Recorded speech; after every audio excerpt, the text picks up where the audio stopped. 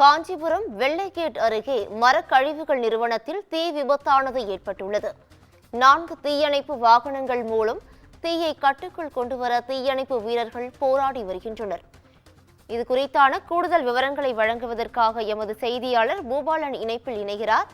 பூபாலன், வணக்கம். இந்த தீ விபத்திற்கான காரணம் என்ன? கூடுதல் விவரங்களை பதிவு பண்ணலாம். வணக்கம் பவித்ரா.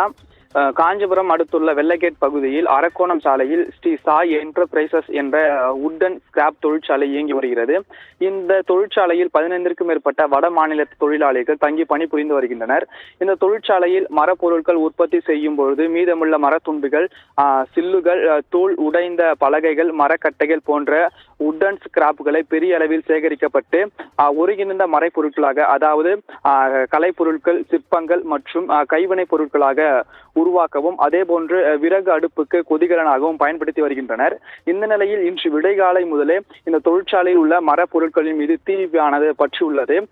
வெப்பத்தின் சலனத்தின் காரணமாகவும் அதே போன்று காற்று வீசும் ஏற்றாற் போல தீயானது அனைத்து மரப்பொருட்களின் மீது மலமளவென பரவி கொழுந்துவிட்டு எரிய துவங்கியுள்ளது.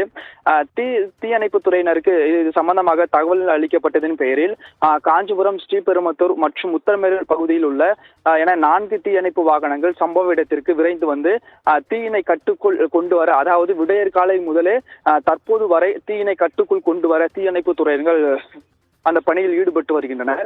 இதை பற்றி தீயணைப்பு துறையினரிடம் கேட்டபொழுது வட மாநிலத்தவர்கள் இங்கு தங்கி பணிபுரிந்து வருகின்றனர். அவர்கள் சமையல் செய்யும் பொழுது இந்த தீயானது பற்றிருக்கலாம். அதே போன்று மேலும் இந்த உட் ஸ்கிராப் என்பதால் தீயானது அனைத்து பகுதிகளிலும் மளமளவென பரவி இருக்கிறது. நல்வாய்ப்பாக யாருக்கும் எவ்வித விதமான காயம் ஏற்படாமல் இருக்கின்றன. இது போன்ற தீ விபத்தானது அவ்வப்போது நேரிட்டு வருகிறது.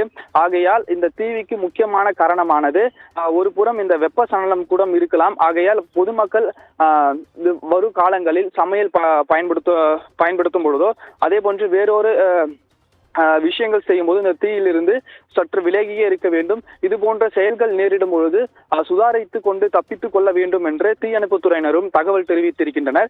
விடியற்காலை முதல் தற்போது வரை அந்த தீயானது கட்டுக்குள் கொண்டு வராமல் தீயானது எரிந்து வருகிறது.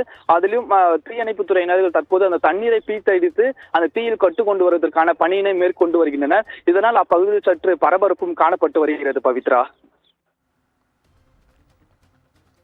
கூடுதல் விவரங்களுக்கு நன்றி பூபாலன்.